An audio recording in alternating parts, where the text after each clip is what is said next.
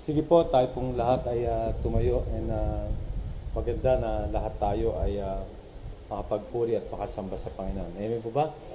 Hangad natin na gawin itong kalooban ng Diyos sa ating buhay dahil gusto natin na ang Diyos ay siya yung una sa atin sa bawat segundo o minuto na tinatakbo na ating buhay. Gusto ba natin purihin, sambahin ng Panginoon? Amen. So napakaganda na lahat tayo ay makasabay sa ating gawain sa simula hanggang sa mamaya. So, buksan muna natin ang ating Bible sa Psalms 121 verse 1 to 5.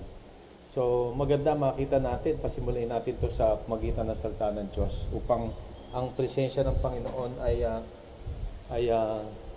maganda na maayos.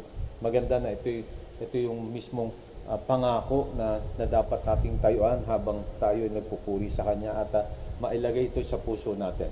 Amen po ba? Amen. Amen. So sa Psalms 121 verse 1 to 5, sa gawin ng bundok, tumitingin ako saan manggagaling ang aking saklolo. Tingin siya ron, saan gagaling kanya saklolo? For sure, sa Panginoon yun. Ano? Ang hangad kong tulong sa Diyos magmumula.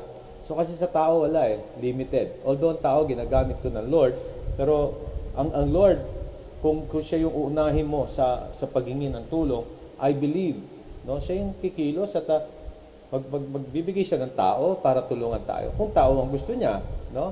So depende, no? So ang hangad kong tulong sa Diyos magmumula sa Diyos na lumikha ng langit at lupa.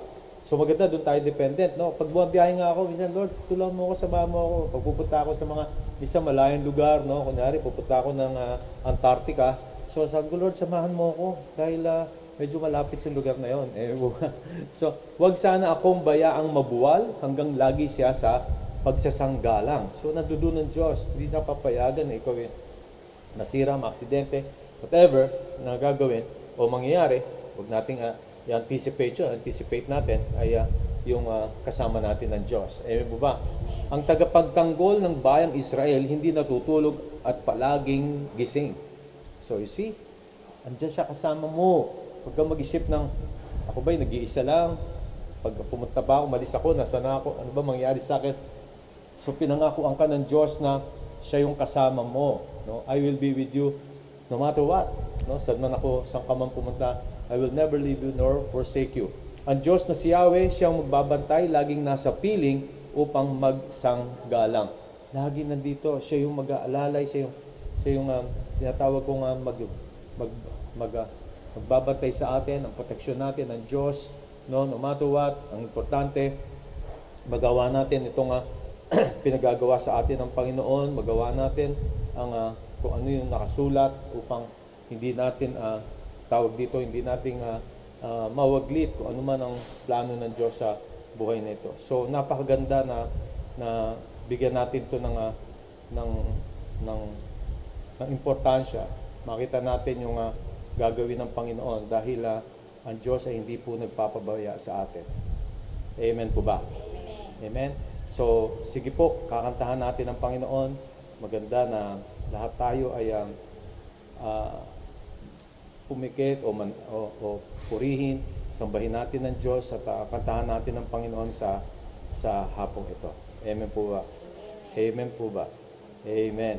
So, sige po, kantahan natin ang Panginoon. Hallelujah. Praise you, Jesus. Be unto you the glory, the honor, the praise, and the worship of your people, Lord God. Pupurihin ka namin, sasambahin ka namin. Hallelujah. Hallelujah. O Diyos, iyong dinggin, ating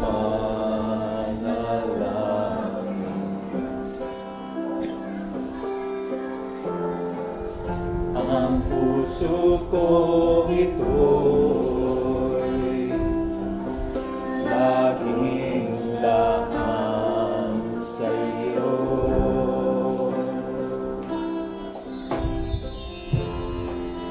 O Diyos, iyong dinggin, ang aking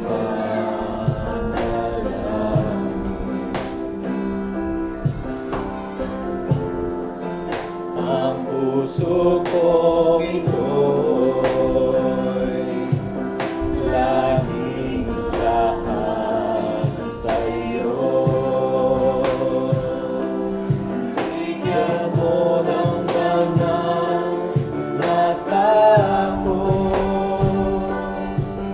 sumunod sa nais mo.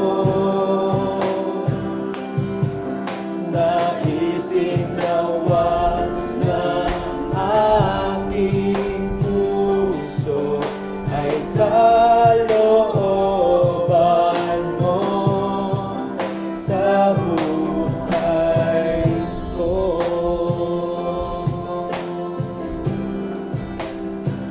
Hallelujah. We worship you. We glorify your name, Lord God. Be with us, Hallelujah.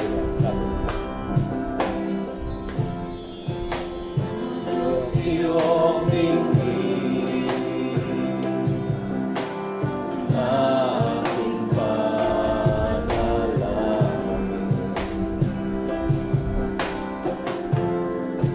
Ang puso kong ito'y laging laan sa'yo.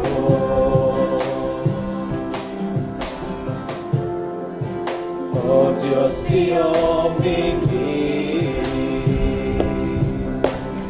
aking panalangin.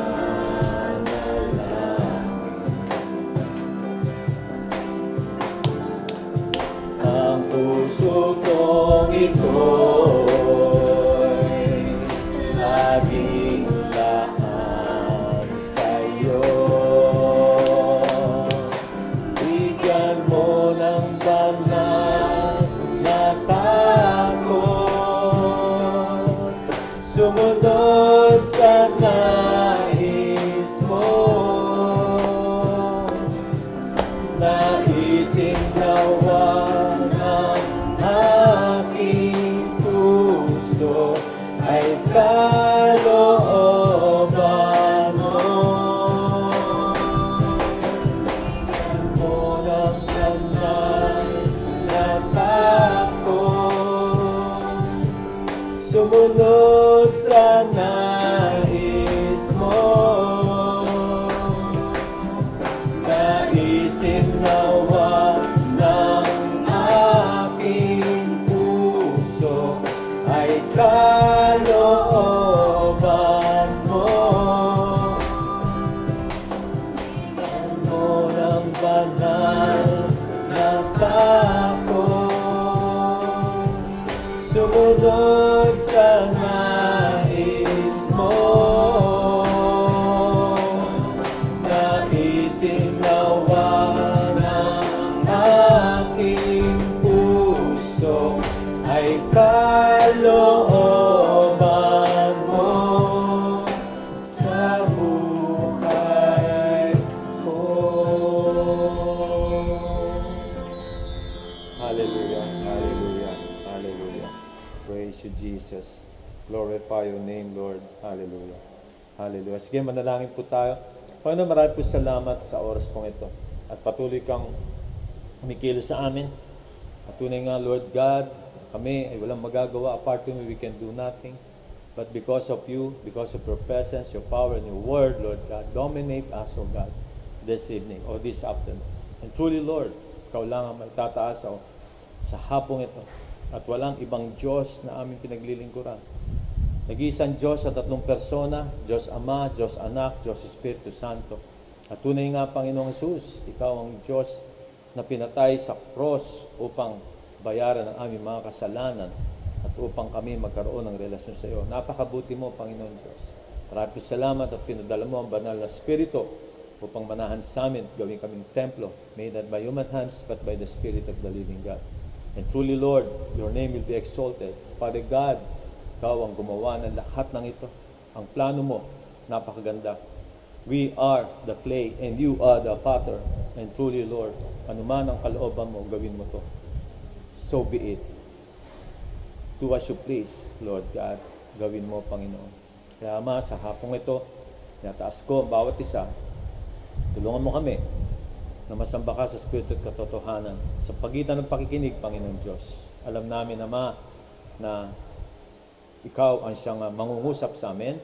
Ikaw, Panginoon Diyos, ang makikita namin. Ikaw, Panginoon Diyos, ang maghihimala sa hapong ito. Do as you please, Lord God. Follow this service with signs, wonders, and miracles. Maging malakas sa mga anak, Panginoon Diyos. In spite of us, O God. Ano man kami, kung sino man kami, Panginoon Diyos.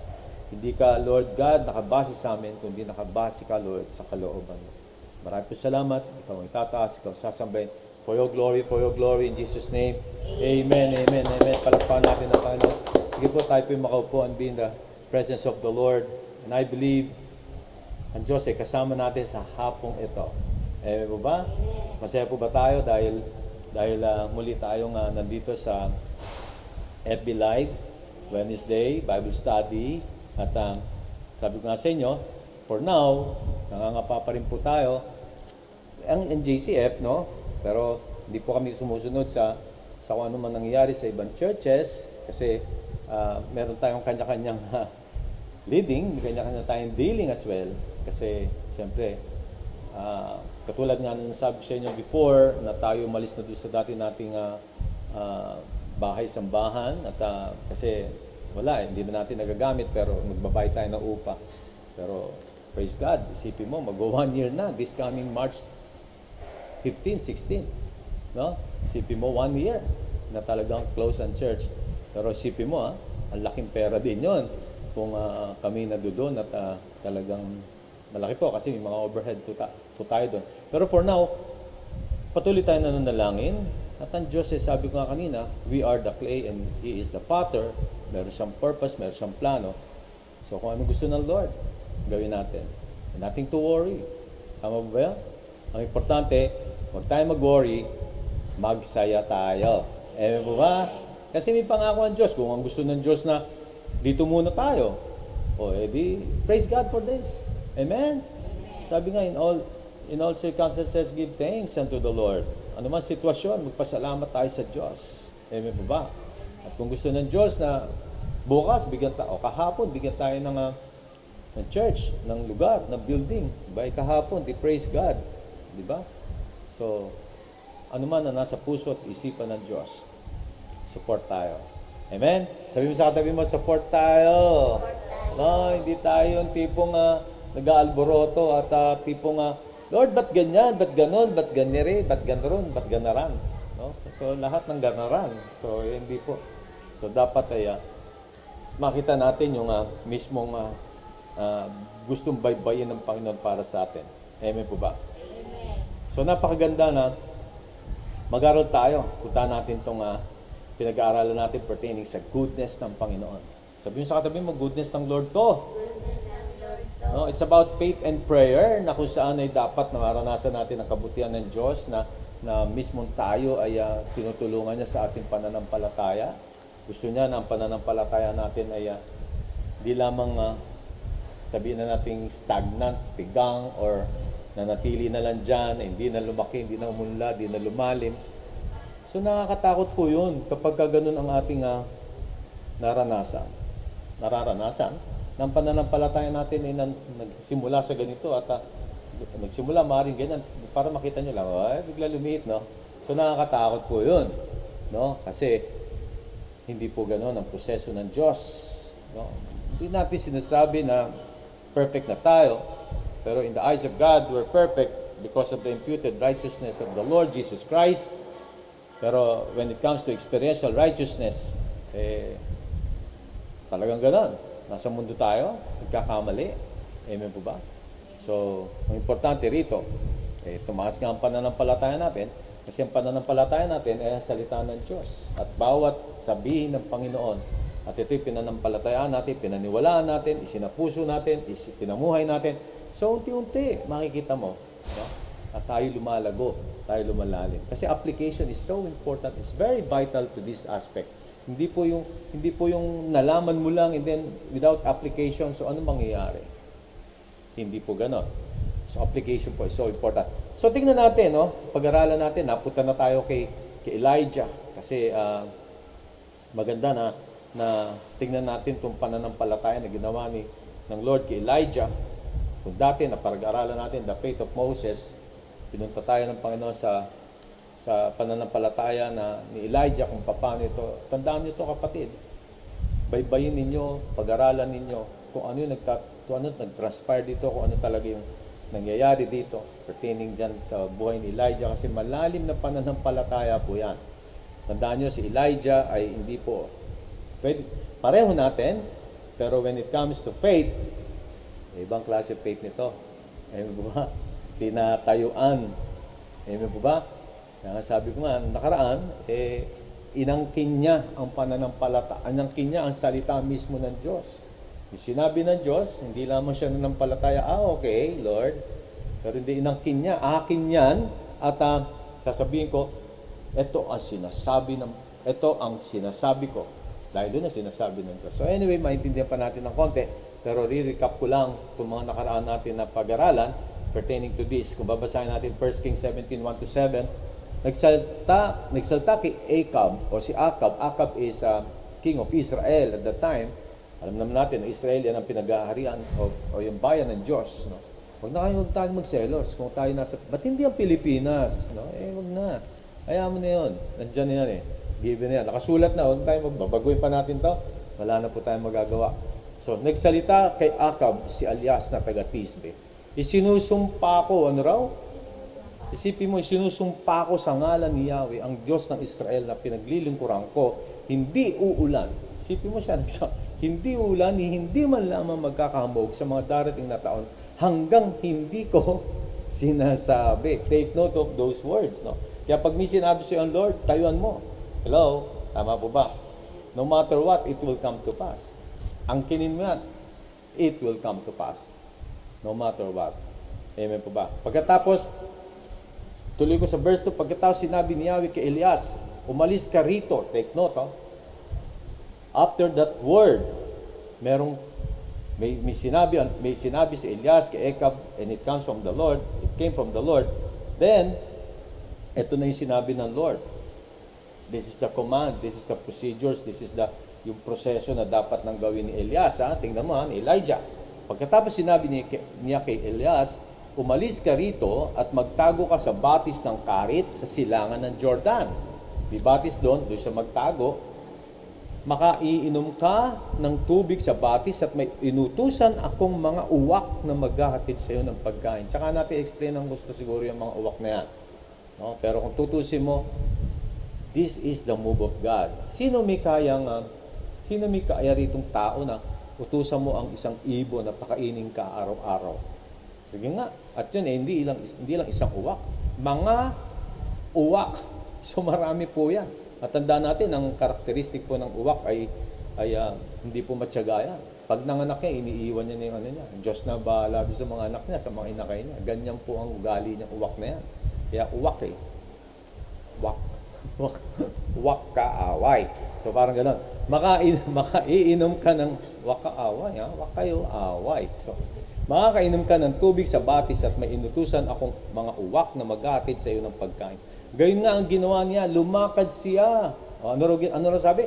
Gayon nga ang ginawa niya. Sinunod niya ba ang Diyos? Kasi mga importante ito sa akin sa mamaya, sasabihin ko sa inyo, no? Kaya dapat makita niyo yan. Sumunod siya, lumakad siya at nanirahan sa may batis ng Karit sa silangan ng Jordan, kung saan sinabi mismo ng Lord, doon siya. Ganun po sa church, no? Kapag may sinabi ang isang leader mo, at yun na yun. Huwag kang mag-alala, huwag kang magtanong, huwag kang, bakit? Ano? Ba't ganyan ang desisyon yan? Remember, God, ang Diyos ang siyang naghahari. Kaya nga pinag-aralan natin ng clay and the potter. Wala ka nang dapat ipangamba. Hello? Kahit anong mangyari sa mundong ito, wala kang dapat ipangamba. Anong gusto lang ng Lord? Anong gusto ng Lord? Magsaya ka. Amen? Yun lang yun. Sumunod at magsaya ka. Amen po ba?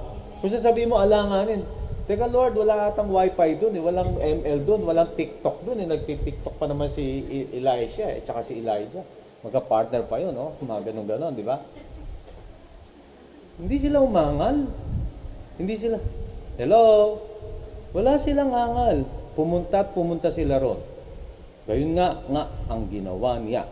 Umaga't hapon, pagdating sa verse 6, umaga't hapon may mga uwak na nagdadala sa kanya ng pagkain. Umaga na, hapon pa.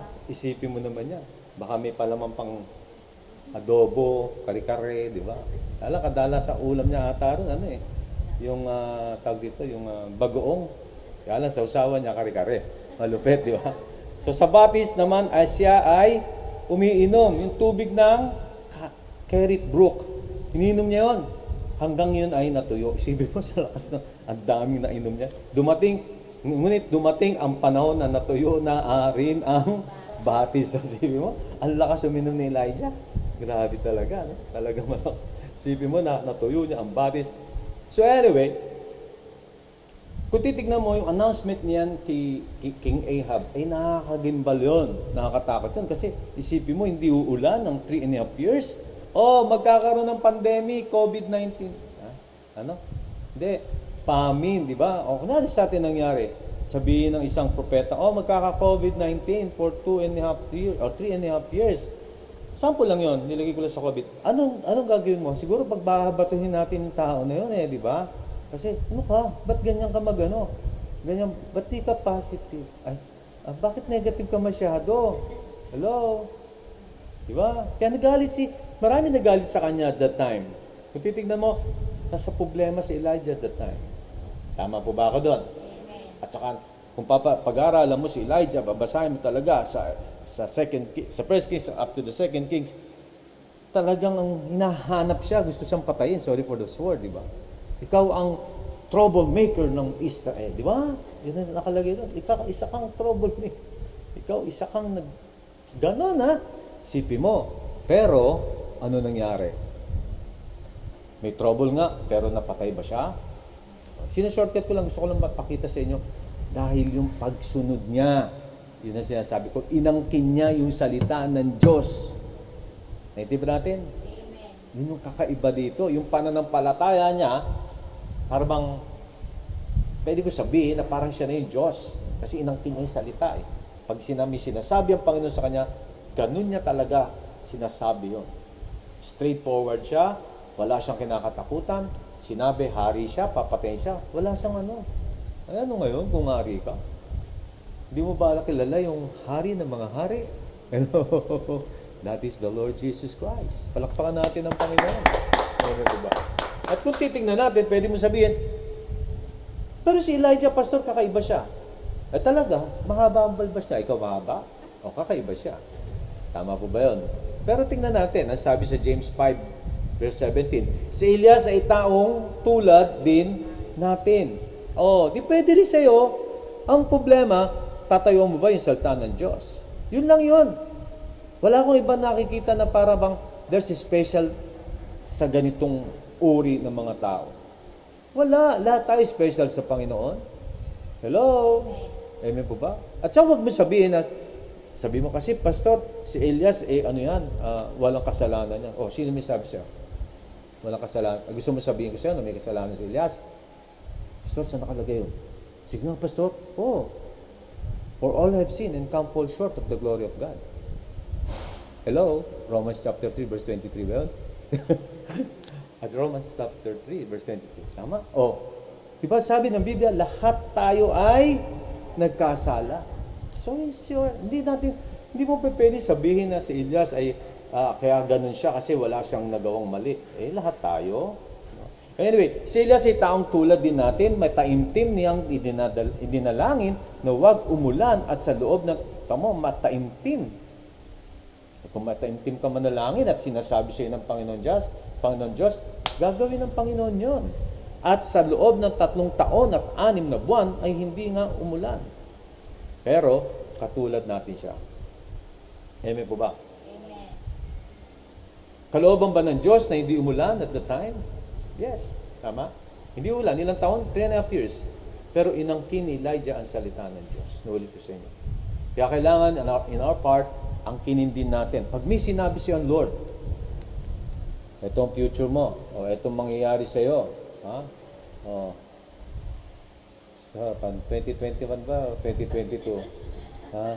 December 2021 ka. Sa'yo yan.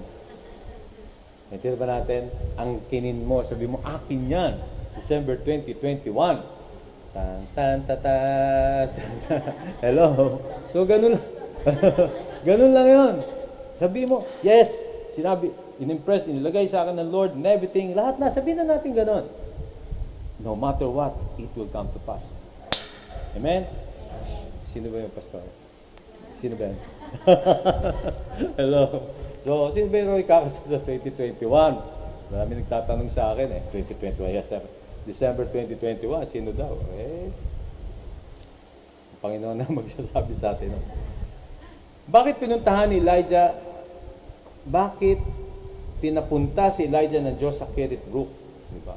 Una-una, upang bantayan siya kapag ang oras ng reaksyong itinakdaw, oras na ipatutupad ang pinagagawa sa kanya. Doon muna, Elijah. Kasi for sure, mainit ka. Nahanap ka ng mga tao. Di uulan ng 3.5 years. Delikado ka kay King Ahab.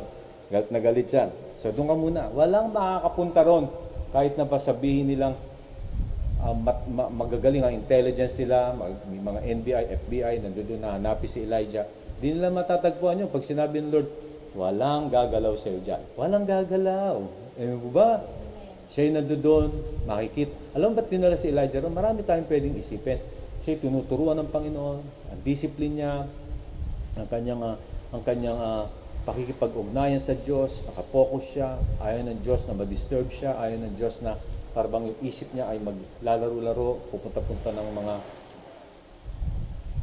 tok-tik-tak-tok, mga ganon-ganon. Ayaw ng Diyos yun. Kasi ang gusto ng Diyos, siya ay maging kamukha niya, ang Diyos. Amen po ba? Amen. Paano mag-isip ang Diyos? Ganun din siya mag-isip. Kaya napaka-importante yung mga bagay niya. Ang Lord ay patuloy nagbibigay ng pag-iingat at pagbabantay sa Kanya. Amen. Especially sa mga lingkod ng Panginoon. Sa atin. God is with us. Who can be against us? Hello, nandun lang. Nandun na po lahat siya. Upang siya patatagin at bigyan ng lakas upang ganapin ang pinagagawa sa Kanya ng Diyos. Even to us. Kasi sometimes, pag ang Diyos ay nagsalita sa atin o sinabi kung anong mga gagawin natin, katulad kay Abraham, pumunta ka dun sa lugar na yun, hindi alam ni Abraham kung saan yung lugar na yun. At maaaring pumasok sa isipan niya yung insecurity. Pero, pag ang Lord nagsabi sa iyo, matatatagin ka niya. Amen po ba? Amen. Dahil ang panahon ng iyon ay tagutom, wala siyang makukuhang resources sa pagkain dahil nga sa famine. Kaya very dependent siya sa Lord. Diba? So, sino nagpakain sa kanya? Dalawang uwak. Uwak sa umaga, uwak na sa gabi. Kaya pauwak-uwak na lang lahat, no? Kaya pagdating tubig ng kirit, yun lang iniinom niya. Pero ewan ko kung ano pa ino-order ni Elijah dyan. Kailangan niya ihanda ang kanyang sarili sa mga mangyayari. At syempre, kailangan niya mag-depend totally sa Panginoon. Because that is the Word of God para sa kanya. Amen po ba? Upang ihanda siya para sa karagdagang paglilingkod. Marami pa siyang matututuhan tungkol sa pag-aasa sa Diyos, lubos na pagtitiwala sa Kanya, pagtitiyaga at pagpapakumbaba na kailangan nating matutunan din. Di lamang siya sa Kanya, yan, tinuro sa Kanya. Pagpapakumbaba is yung obedience to the Lord. Yan po yung humility. No? Pangatlo, bakit pinapunta si Elijah ng Diyos sa Kerit Brook? Dahil sa panahon ng spiritual na apostasya. Dahil maraming tumalikod pong ng mga Israelites at that time, laging inaalay ng Diyos ang kanyang mga propeta. So, nandudo po yun. Because Elijah is the prophet of God, kailangan gusto ng Diyos na ma-preserve, maayos siya. Hinanda siya ng Panginoon dahil siya yung tagapagsalita ng Diyos at para maibalik ang mga tao sa Panginoon. Tignan natin yung mga naranasan ni Elijah sa pamumuno ng Diyos sa buhay niya. Una-una, ang tinig na narinig niya. Diba? So yun sinasabi sa inyo, pag nagbabasa tayo, mababasa natin, faith cometh by hearing, and hearing is by His Word. At syempre, pwedeng impressions at pwede maraming kaparaanan ng Diyos paano i-deliver ang kanyang salita, ang kanyang pangako sa bawat isa sa atin o ang assignment na dapat na ibigay sa atin. It really depends on the Lord. No? Pero sabi ko nga sa JCF, no, sa bawat member ay makipagnig tayo sa Panginoon. At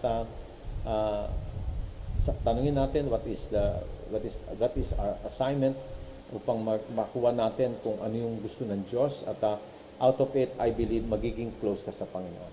Amen po ba? Kasi gugustuhin mo yun. Sinong taong ayaw nung malaman niya yung kalooban ng Diyos para sa kanyang buhay? Sinong tao? Siguro, yung mga tao na talagang unbeliever na siguro yun. Diba? Pero tayo, Kristiyano tayo, So for sure, gugustuhin mo yun. Amen po ba? Misa nga naghahanap pa tayo ng numero sa langit para maitaya sa loto. Samantalang ito, salita na ng Diyos. Hindi mo kailangan itaya, kailangan mo lang sumunod. Amen po ba? So, ang tinig na narinig niya, katulad nga nung binasa ko sa inyo before na pag-aralan natin, sa 1 Kings 19:9 to 12, pumasok, yung tinig narinig niya yung una na nabasa na natin sa 1 Kings chapter 17. Pero yung may mga, kung paano pa niya nadinig itong salita ng Diyos o boss ng Diyos, gusto ko lang makita natin yung the still small voice. Doon nangungusap ang Panginoon. Amen po ba? 1 Kings 19:9 to 12, pumasok siya sa isang yungib at doon nagpalipas ng gabi. Walang ano-ano yung nagsalta sa kanya si Yahweh. Bakit ka narito, Elias? Sumagot si Elias, dahil po sa aking pagmamalasakit para sa inyo, Yahweh, Diyos ng mga hukbo, tinalikdan po ng bayang Israel ang inyong tipan. Winasak nila ang inyong mga dambana at pinatay ang inyong mga propeta. Ako na po lamang ang natitira at pinaghahanap nila ako upang patayin din. Verse 11, ganito sagot sa kanya, lumabas ka at tumayo sa ibabaw ng bundok sa harapan ko. Pagkasabi dito'y dumaan si Yahweh at tumihip ang napakalakas na hangin. Sumabog ang bundok at nagkadurog-durog ang mga bato sa lakas ng hangin, ngunit wala sa hangin si Yahweh. So wala siya ron. Hindi na natin explain ang gusto kung paano yan. Nang tumigil ang hangin ay lumindol, ngunit wala sa lindol si Yahweh. Pagkalipas ng lindol ay kumidlat, ngunit wala rin sa kidlat si Yahweh. Wala si Yahweh sa lahat-lahat ng iyon. Pagkalipas ng kidlat, narinig niya ang isang banayad na tinig, the still small voice. Amen po ba? Amen. At ito ay nangyari before at mangyayari pa rin ngayon. Naintindihan ba natin? So, kung paano narinig ni Elijah, yan po yun. Even dun sa simula, kung paano sinabi sa kanyang hindi uulan. The Lord is the same yesterday, today, and forever. Kaya napaka-importante makita natin. Kaya nga tinanong ko noon, si Elijah ba'y nakita niya ng mukhaan ng Diyos at nakausap niya ba ang Diyos harap-harapan katulad ng kay Moses? Hindi po. Siya po ay nakikipag-usap kay Moses sa magitan ng still small voice. Banayad na tinig. At marami pong mga anak ng Diyos o mga lingkod ng Diyos noong araw sa banayad na tinig. Katulad po ni Samuel. Amen po ba? Hindi narinig ni Eli, pero si Samuel narinig. Hello? Tulad ni Paul, ni Saul. Narinig niya, pero hindi narinig ng mga tauhan sa paligid. Yung mga kasama ni Pablo. Pangalawa, ang pagtanggap o pangakong natanggap niya.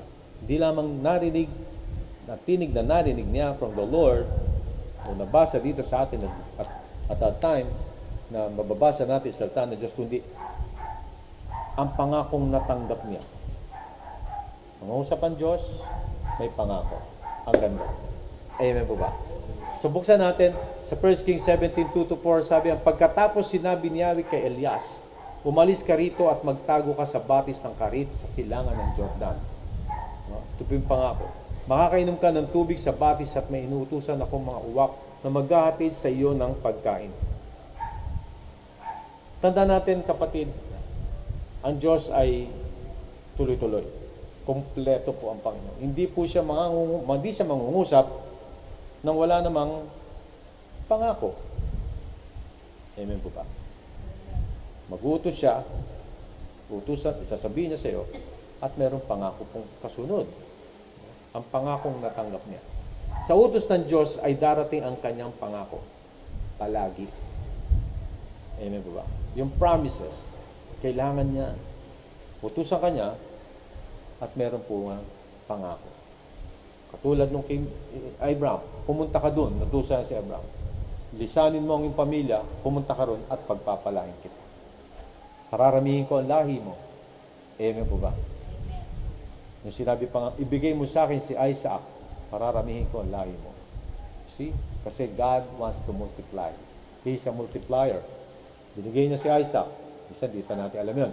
Pero, kung hindi niya binigay si Isaac, hindi po dadami ang lahi ni Abraham through Isaac. Tandaan niyo po yan. Amen po ba? Ewan ko, ngayon lang dumating sa akin yan. Pero eto, alam na alam. Parang, yun po yun. Kung hindi binigay si Isaac, ni Abraham kay Isaac, hindi po mararanasan ang pagdami ng lahi ni Abraham. Ang pangako ay tiyak. Ito ay mapapangyari. Nanulit ko po. Ano raw? Ang pangako ay tiyak. Ito ay mapapangyari. Bakit? Unahan ko lang, pero wala po akong ibig sabihin, nandun din. Sasabihin ko lang. Bakit? Kasi sino nangako? Ang Diyos. Kaya nga sabi ko sa inyo, paulit-ulit ako rito kaya sabi ko sa inyo, pumunta kayo sa kwarto ninyo, tanungin nyo ang Panginoon. Makipag-usap ka. Huwag mo sayangin ang oras mo sa panonood ng TV, sa TikTok, tak-tak. Bahala ka na dyan. Huwag mong sayangin ang oras mo dyan. It's about time for you to hear from the Lord, words from the Lord, para yan ang maging takbo ng buhay mo. Hello? Time is running out. Napakalapit na po tayo. Huwag na nating sayangin pang oras natin sa walang kabuluhan. Tingnan natin sa Hebrews 6:13-20.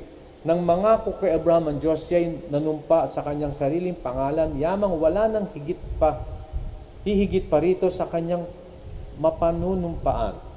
So wala namang in between Abraham and the Lord. Ang Lord lang at si Abraham.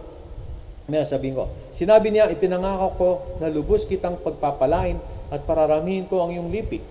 Sumunod tayo. Matiyagang, ito na yung pinangako sa kanya. Matiyagang naghintay si Abraham at sa kanya ngang nakamtan ang pinangako sa kanya. Nakamtan niya ba yung pinangako sa kanya? Yes! Naparami niya ang lipi o lahi ni Abraham. Nanunumpa ang mga tao sa ngalan ng isang nakahihigit sa kanila. Narit, ako, manunumpa ako sa isang tao, dapat may mas higit pa sa akin. Tama ba yan? Merong isang mediator o merong isang judge. Magsusumpa ko na rin. Dalawa tayo, dapat merong mediator. Pero tingnan mo. Nanunumpa ang mga tao sa ngalan ng isang nakahihigit sa kanila. At sa pamagitan ng panunumpang ito ay natatapos na ang usapan. Gayon din naman, pinatibayan ng Diyos ang kanyang pangako sa pamagitan ng panunumpa upang ipakilala sa kanyang mga pinangakuan na hindi nagbabago ang kanyang panukala. Wala pong mediator between God and man or between God and Abraham. Pero siya gusto niyang patunayan na siya yung Diyos na makapangyarihan sa lahat. Pag sinabi niya, shoot yun.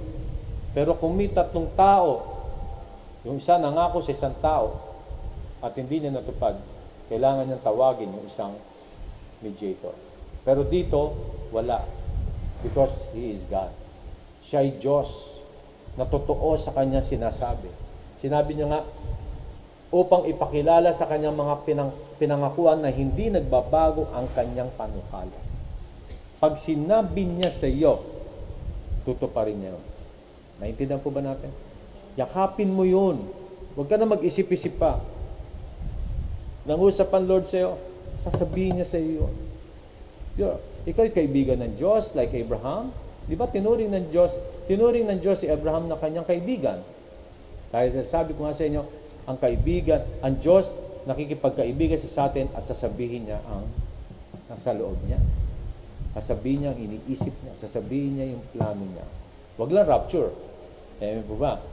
And especially, kung tatanungin mo, Lord, ano ang role ko? Ano ang assignment ko? Ano ang gusto mong gawin ko? Sasabihin niya sa iyo. Naintindihan ba natin? At gusto kanyang pagpalain. Naintindihan mo natin? Napakasimple-simple sa Hebrews chapter 6, pero dapat maniwala tayo. At hindi nagbabago, ni nagsisinungaling man ang Diyos tungkol sa dalawang bagay na ito, ang kanyang pangako at sumpa. Hindi siya nagbabago, hindi siya nagsisinungaling. Pag sinabi niya, nangako siya at sinusumpa niya, it will come to pass. Verily, verily, I say unto you. Truly, truly, I say unto you. Pag sinabi ng Panginoon yan, yun. Kaya tayong nakatagpo sa Kanya ng kalinga ay panatag ang loob na umaasa sa mga pangako niya. Siya sabi ito ng salita ng Diyos, wala kang dapat ipangamba. December 20, 2021, Ulit-ulit, lakas manokso no? Binigay sa'yo ng Diyos, sige lang. Amen po ba? Kaya lang, December 32 po yun. Biro lang po. Ang pag-asang ito ang siyang matibay at matatag na angkla ng ating buhay. Oh, kita mo, may naka-anchor yan, parang may anchor na nakalagay doon sa barko. Yung barko hindi matitinig ng bagyo kahit anong bagyo pa dumaan. Hello, ang pag-asang ito, ang salita ng Diyos, ang isang matibay na matatag na angkla ng ating buhay. At ito'y umaabot hanggang sa kabila ng tabing sa templong panlangit sa dakong kabanal-banalan. See, hanggang langit ito dumating. Pumunta doon yung pangako ng Diyos na yun. Hello? Dahil sa salita ng Diyos, dahil sa sinabi, sa tinig na sinabi ng Diyos sa iyo.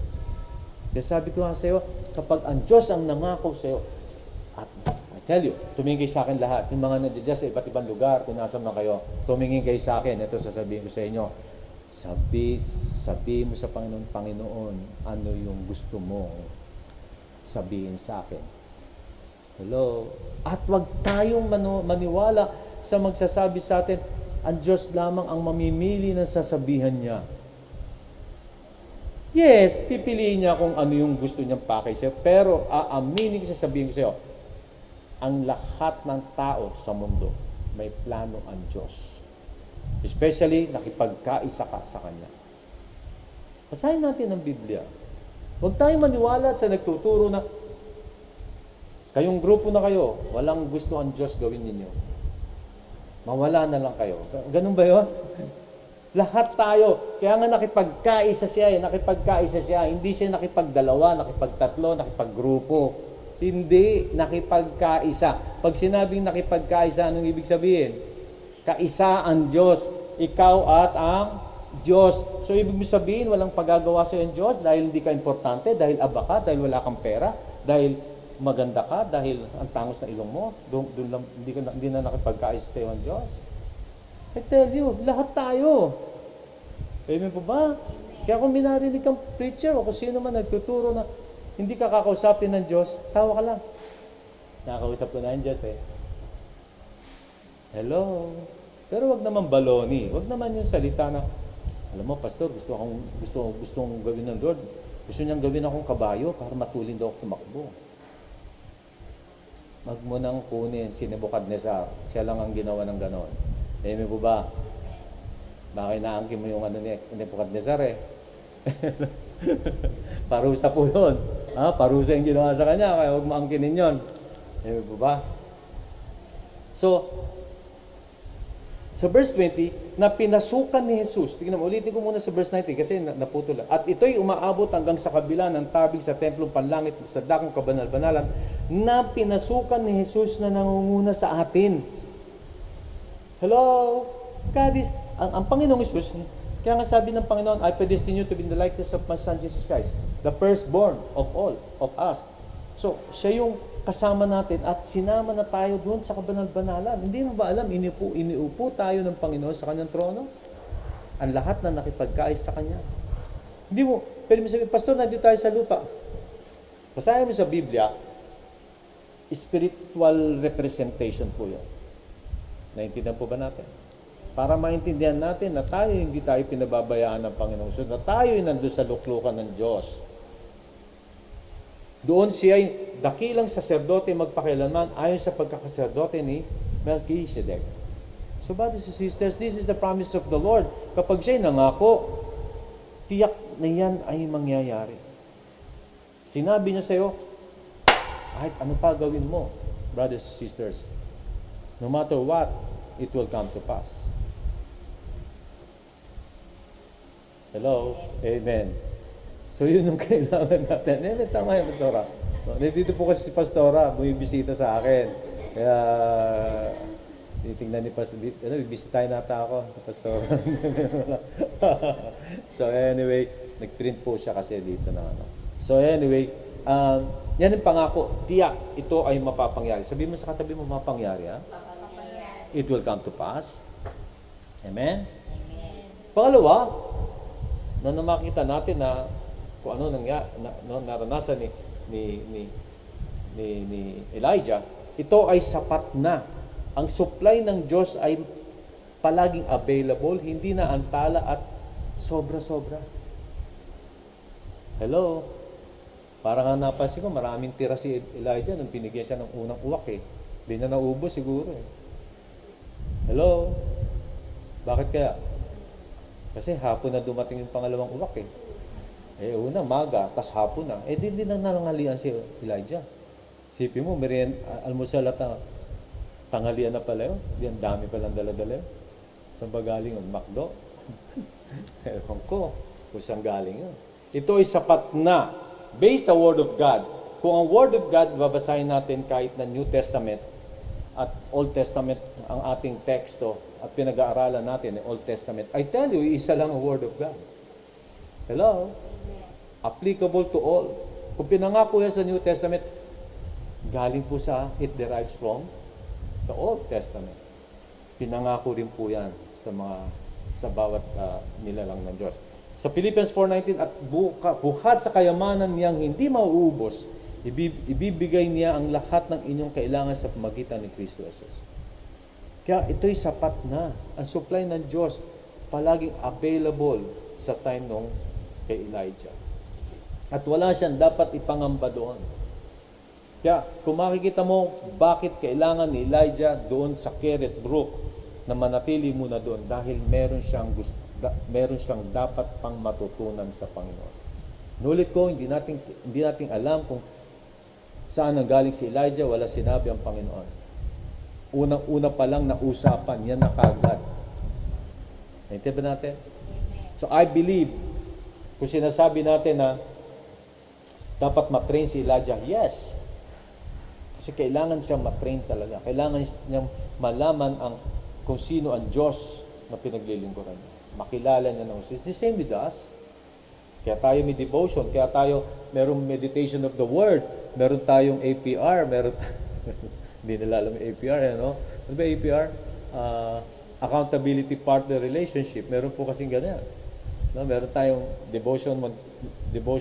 summary devotion every week. Meron po yan sa JCF. Meron din po tayong step-by-step na evangelism discipleship program. Meron po tayo yan. Meron tayong meditation every Tuesday sa mga youth at may meditation of words sa mga men's and women's fellowship. Pag Thursday, marami po tayong ginagawa. At yan po ay minomonitor natin ang kanilang buhay spiritual. Dahil yan ay discipleship. So, tignan pa natin, ang sabi 2 Corinthians 9:8, magagawa ng Diyos na pasaganain kayo sa lahat ng bagay. You see? Kaya sapat, ito ay sapat na supply. Sapat ang Diyos. Amen?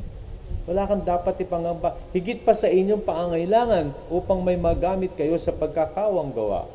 So isipin mo, higit pa sa pangangailangan natin, at yung iba pa, para sa pagkakawang gawa. Pagtulong sa iba. So you see? Di lang sa sarili natin, kundi para sa iba pa. May natutunan po ba tayo? Ano pa sinabi 2 Peter 1:3-4? His divine powers. In English ko kasi sa Tagalog parang hindi ko mag-gets yung Tagalog niya. Masyado siyang gayo. No? Pero ito po ay sa English. 2 Peter 1:3-4, His divine power has given us everything we need for life and godliness. Lahat daw ng pangailangan natin. Through His divine power, through our knowledge of Him who called us by His own glory and goodness. Paganda. So sa verse 4, through this, He has given us His very great and precious promises. Mga pangako. No? Talagang ibibigay niya, talagang tutuparin niya. So that through them you may participate in the divine nature and escape the corruption of the world caused by evil desires. Para malayo tayo. Kukumpletuhin tayo ng Diyos. Hindi na tayo sorry for this word, hindi tayo dapat magnakaw, hindi tayo dapat mga limbat ng ari-arian ng iba. Hindi na tayo dapat puntahan yan kung paano tayo mabubuhay. Sabihin mo sa katabi mo, susupply ng Lord ng lahat ng pangailangan natin.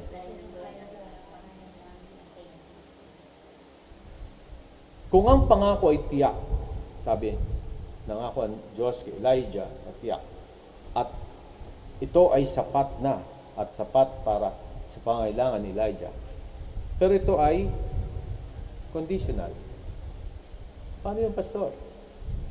Ito na ang importante natin maintindihan dito. Ito ay conditional, sabi ng Diyos. Kung gusto ninyo, gagawin ko. O gagawin ko kung ikaw. Naintindihan natin? May kondisyon. Hindi mo gagawin, hindi gagawin ng Diyos. Ayaw mo, wala, hindi niya gagawin. As simple as that. Naintindihan po ba natin? Kung papasahin natin sa 1 Kings 17 verse 4, Tagalog-English to. Makakainom ka ng tubig sa batis at may inutusan akong uwak na maghahatid sa iyo ng pagkain.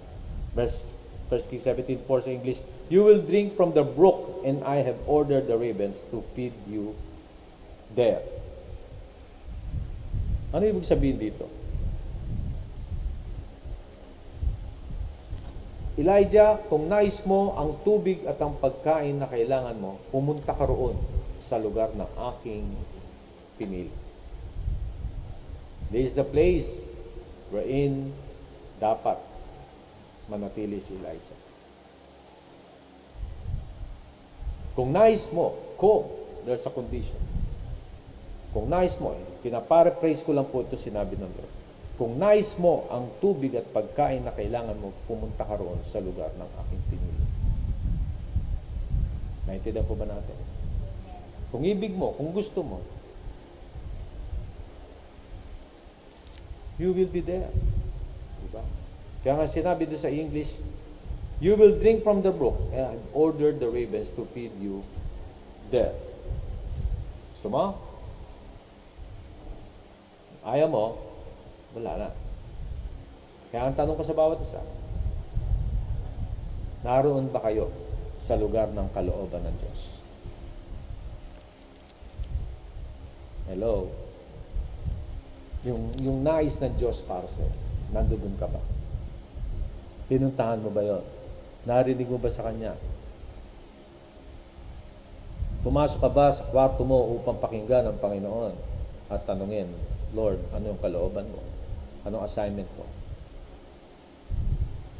Sinik mo ba ang Lord with all your heart? Seek first His kingdom and His righteousness and all these things shall be added. Na-remind ako, na-recall ko na-remind ako nung bago ako magpastor, matagal pa bago ako magpastor, kalilipat pa lang namin doon sa bahay namin, na binigyan tayo ng Lord ng property doon. Sabi ko, Lord, ang hangad ko ay makilala kita ng gusto. Ano yung kalooban mo sa akin at sabihin mo sa akin at yun ang aking gagawin. At pinakita ng Lord sa akin kung anong kalooban niya. Dahil kalkal ako ng kalkal sorry for the word. Hindi kalkal. Tanong ako ng tanong sa Panginoon na alam ko kasi napaka-importante sa akin yun. Kasi yun ang buhay ko. Yun ang magiging buhay ko. Kung ano sasabihin ng Lord sa akin. Amen po ba? At dinidesire ng Lord yun. Huwag nating hintayin yung time na yes, minsan sabihin din ng Diyos, pero minsan kung ayaw natin, hindi ko napatayin na mukha. Minsan kung ayaw natin, walang magagawa ang Panginoon. Naroon ba kayo sa lugar ng kalooban ng Diyos? Dapat alam natin ang kalooban ng Diyos. Hindi ko sasabing lugar na, nandoon ka ba sa Kerith Brook? Huwag na natin puntahan, malayo masyado yun. Hindi yan ang ibig ko sabihin. Hello? Baka mamaya may masalubong ako, Pastor. Isipin mo, pupunta pa tayo sa Kerith Brook. Pastora, kausapin mo nga muna. Medyo, busy lang tayo. Paliwanag mo maigi. Hello? For there is the place of God's provision. In Psalms 23 verse 1, para makita natin, si Yahweh ang aking pastol, hindi ako magkukulang. I just want to be particular in this kasi gusto kong ipakita sa inyo yung mismong sinasabi ng Panginoon para kay Elijah. Kasi pupuntahan natin yung ibang area. Pero dito, for now, gusto ng Lord doon siya sa lugar na yon na kung saan doon siya papakainin, doon siya bibigyan ng inumin. at ang Lord ang magpo-provide, wala kang dapat ipangamba.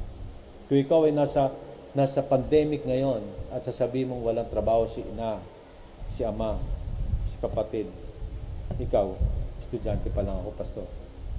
At kung sasabihin mong ganon, but God will provide. Amen po ba? Just keep on praying. Tatanungin, sasabihin ng Lord, manalangin ka. Lumapit ka sa akin, pumunta ka sa inner room mo, at sabihin mo sa akin, and I will provide. Ako magpo-provide ng lahat ng pangangailangan ninyo. Amen? Si Yahweh ang aking pastol, hindi ako magkukulang. Sinabi ng Panginoon niya. Amen po ba? Amen. Even in Psalms 34 verse 10, kahit mga leon ay nagugutom din. Yes, nagugutom ako because I'm Leon and Rocha Jr. LNRJ. Amen po ba? Leon and Rocha Jr. Leon. Oh, kahit mga leon ay nagugutom din. Nagugutom na ako. Tikoy pala kinain natin, tikoy.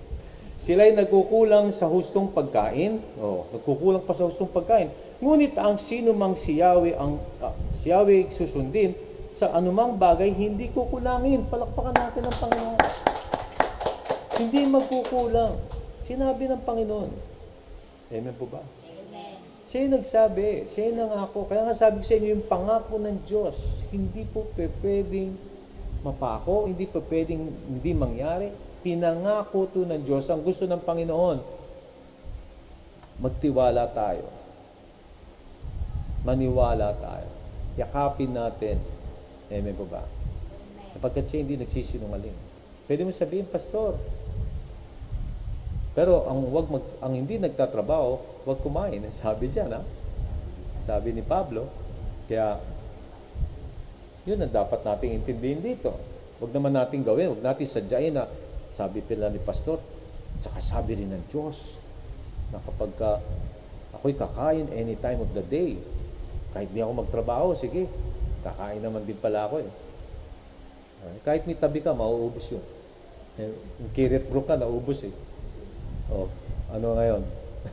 si Elijah, sumunod na yun ha, naubos pa yung tubig. O diba, ano nangyari sumunod? Pumunta sa Sarifat woman na. Okay. So anyway, muna tayo doon. Pero gusto ko ipakita sa inyo, kailangan natin magtrabaho para kumain. Pero may pangako ang Diyos, ngunit ang sino mang si Yahweh susundin, sa anumang bagay hindi kukulangin. Ano yung susundin? Ano yung susundin? Dapat natin sundin. Magtrabaho ka. As simple as that. Ganun lang po yun. Di ba? Pag di ka nagtrabaho, wala kang kakainin. So hindi po pwedeng para bang nakapokus na tayo sa isang pinag-uusapan, dapat lahat po yan. Naintindihan po natin? Amen? Amen. For there is the place of God's provision, Luke 22:35. Pagkatapos tinanong sila ni Jesus, nang suguhin ko kayo ng walang dalang lokbutan, supot o panyapak, kinulang ba kayo ng anuma? Ano sagot nila? Hindi po. Oh, you see? Yan ang pangako ng Diyos eh. Sinabi na nga ng Panginoon, I will supply all your needs. Maniwala ka, manampalataya ka, I will supply all your needs according to my riches and glory through Christ Jesus. Ano problema? Ano pa ang dapat mo ipangamba? Nagtatrabaho ka naman? Sumusunod ka naman? Hello? Ginagawa mo ang kalooban ng Diyos? Kaya huwag kang maabala o huwag kang mag-worry. Amen po ba? Dahil si Elijah, patuloy na ang kagalakan niya ay ang Diyos. Pero susunod ko na sasabihin niya. So, ang importante lamang, it is the same with us. Magtiwala tayo sa Panginoon. Katulad ng Philippians 4:19, at buhat sa kayamanan niyang hindi mauubos, ibibigay niya ang lahat ng inyong kailangan sa pagitan ni Kristo Jesus. Kitang-kita natin. Kaya si Elijah, he determined na puntahan yung lugar. He determined to get there. Gusto niyang puntahan yung lugar na yun. At pinuntahan niya. Sabi sa 1 Kings 17:5, gayon nga ang ginawa niya, lumakad siya at nanirahan sa may batis ng karit sa silangan ng Jordan. Puntahan niya yun. Kasi kilala niya ang Diyos na pinaglilingkuran niya.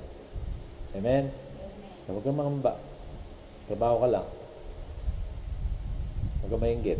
Amen po. Nag-send ako ng di ba? Yung meditation, konti. No? Selfish ambition, saka jealousy and selfish ambition. Tama ba? Selfish ambition? Oo. Huwag mong papasukin yung mga ganun. Sumunod ka lang. Sinabi ang Diyos, ito gawin mo. Alam mo, masarap. Masaya. Sumunod kayo sa anointing na gusto kong mayaap na. Kapag narinig mo ang salita ng Diyos, nasabihin ko sa'yo, nasabihin mo, ikaw ang pinakamasaya, ikaw ang pinaka-blessed na tao sa mundo. Kakaiba po pag ang Diyos ay nangusap at sinabi niya sa'yo. Ilang beses ko na naranasan? Hello? Maraming beses. Pero importante, alam mo kapatid, huwag mong gawin na ang Diyos, siya ang luluhod para sa iyo at malaman mo ang kalooban niya. Hindi po luluhod ang Diyos. Pagsikapan mo everyday. Hello? Kikita niyo po ba to? Ito. Everyday po yan. Naintindihan po ba natin? Alas 4 po yan. Glory to God.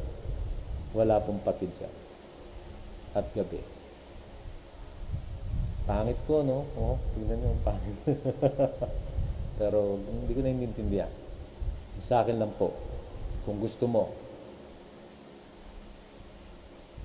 lumapit ka sa Panginoon. Tanungin mo, Lord, anong kalooban mo sa akin? Sasabihin ng Panginoon. Amen? Magugulat ka. Sabi mo, wow, yun pala yung gusto ng Diyos. At pag sinabi niya sa'yo, sabihin ko sa'yo, mag-concentrate ka rin. Focus mo sa sarili mo siya. At makikita mo ang paglago mo. Hindi tayo nagmamadali. Ang importante, siya pala yung Diyos na makapangyarihan sa lahat. Isa marinig mo ang tinig ng Panginoon. Ayun ba? Sabi mo, totoo ba yan? Nasa Biblia yan. Pag wala sa Biblia, hindi totoo yan. Naintindihan ba natin? So magtiwala ka lang. Magsaya ka. Punta mo kung nasaan kung saan magsasalita ang Panginoon. Nandun ka ba sa lugar na yun? Ang tanong. Naintindihan po ba natin? May natutunan po ba tayo? Amen. Tutuloy po natin sa series po kasi ako sa Wednesday at gusto ko na makita natin yung pananampalataya at huwag kayong bibitaw. Ang bumitaw, nakabitaw. So, tuloy-tuloy tayo. Pagtiyagaan yan, isang oras lang po tayo. Minsan, ma-extend ako. At gawin po natin. Pakaganda po nito. Magugulat ka. Madidinig mo. Sumunod ka lang, ha? Mamamaya. Bakit mamaya pa naman yan? Pero hindi. Sumunod ka. Gawin mo ang bawat steps na pinag-aaralan natin. At pag natapos natin ito, makikita mo, ibang klase ang ginawa ng Diyos sa buhay mo. Iba-iba tayo. Iba-iba tayo. Pero ang maganda rito, makikita mo kung sino ang Diyos na pinaglilingkuran mo. Amen? Wala kang katakot-takot. Wala kang pangamba. Wala. Sasabihin mo, yes, Lord. Kasi pumunta na ako doon sa puntong, ikaw, Lord, ang clay and the pot. Ikaw ang potter, ako ang clay. Saan mo gusto, gawin mo. Do as you please. Basta doon lang tayo. Ito sabi ko sa'yo. Pag sinabi mong, Lord, dalhin mo ko sa gusto mo. Ano sa tingin mo gusto ng Diyos? Kapahamakan ba? Ano gusto ng Diyos? Kaligtasan, kapayapaan, tiyang kadadalhin ng Diyos. Dahil yung gusto niya, ginawa mo. Amen? Palakpakan muli natin ang Panginoon. At tayo po ay tumayo at mananalangin po tayo. No? And I believe na sa oras ito ay ipapakita ng Panginoon sa iyo. Kung hindi mo pa nararanasan, yes, let's close our eyes please. Kung hindi mo pa natin nararanasan ang kalooban o ang sasabihin ng Panginoon, I believe dapat natin puntahan yun. Dapat nating malaman yun. Dahil importante sa Panginoon ang salita niya. Haralaboshiki agoson. Haralabotyan Namasyon Namasyon. Horoloboshikiada Santa Namasyon Dastikianos. Panginoon, Father God, in the name of Jesus, in your presence of Holy Spirit, I pray, Father God, na ikaw ang siya magpakita nito sa bawat anak. Alam ko, Panginoon, nothing is impossible to you. Matangad mo ang lahat sa amin, Panginoon Diyos, ay sabihan mo anong nasa puso at isipan. Lahat kami nakipagkaisa sa iyo sapagkat you're dealing with us individually. Not as a group, but as an individual. Bawat isa sa amin. Hangad mo na sabihin ang kalooban mo. Kaya Lord God, I pray, ilagay mo sa puso ng mga kapatiran ko ang desire, an intense desire, Lord, to seek you. Hanapin ka. Alamin ang kalooban mo, alamin ang desire mo, alamin yung specific sa buhay ng bawat isa. Meron ka, Lord. Meron kang pinagagawa sa amin. Totoo, hindi yung Great Commission. Great Commission is a general will. Yung para sa bawat isa na gusto mong malaman namin. At Lord, I pray, in Jesus' name, in your precious Holy Spirit, ilagay mo sa puso ng mga anak mo ang plano. At yan, Panginoon Diyos, diyan mo simulan ang bawat isa sa kanilang buhay. Naramdaman nila, Lord God, na ikaw ay buhay. Naramdaman nila, Lord God, na ikaw personally, Lord, na hinaharap mo ang bawat isa sa amin. Give us your please, Lord God. Huwag mong payagan, Panginoon, na kami ay makuha ng mundong ito, maakit ng mundong ito. At mapabayaan namin, Lord God, ang pinagagawa mo sa amin. Huwag mong payagan. At we pray, O God, bawat isa sa amin, bata man, kabataan, edad man, ng JCF at ng Body of Christ, sa buong mundong ito, Panginoon Diyos. Mangusap ka, hipuin mo yung mga anak. Lahat kami, Panginoon Diyos. Kung ano man ang kinatatayuan namin sa oras ito, Panginoon Diyos. Kung ano man ay mali, ito man ay hindi nararapat sa harapan mo, patawarin mo ang bawat isa amin. At Lord, I pray, hawakan mo kami, puin mo kami. Maghimala ka, Panginoon Diyos, sa mga do as you please, Lord God. Huwag mong payagan na kami, Panginoon Diyos, ay hindi marinig, hindi malaman ang kalooban. Lord, we are the clay and you are the potter, and I pray in Jesus' name, Lord. You are our sovereign God, Lord.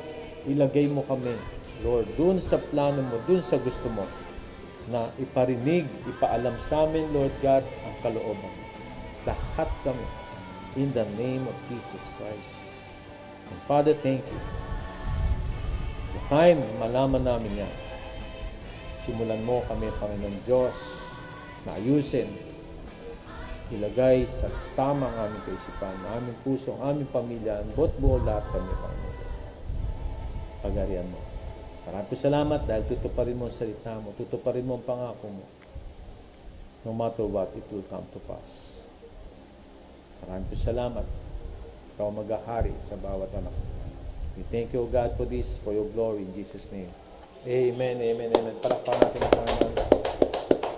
So God bless po at brothers, sisters, patuloy po tayong manood at mag-invite pa rin ang ating mga kaibigan dahil gusto natin sila ma-bless. No? Hindi lamang po tayo na-bless, pati lahat po sila. At maging channel of blessing, mag-share tayo ng gospel at mag-disciple tayo ng mga anak ng Diyos. Gagamitin tayo ng Panginoon. Kahit nasa FB Live po tayo. At maraming po salamat sa mga nagbibigay, ha? Yung mga nagpapadala ng kanilang mga love gift and gusto nilang ibigay yung kanilang tithes and the offering. So napakaganda, no? Magtulong-tulong po tayo sa kingdom ng Lord at pagpapalain tayo ng Panginoon. So we see you sa Friday at sa Sunday. Amen po ba? So magalak tayo, magsela tayo. God is with us. Pagpalain ka ng Diyos sa inyo ang pagpapala at ang proteksyon ng Diyos sa bawat segundo ng inyong buhay. God bless. God loves you. Mahal ko rin po kayo. God bless po. Bye-bye, bye-bye.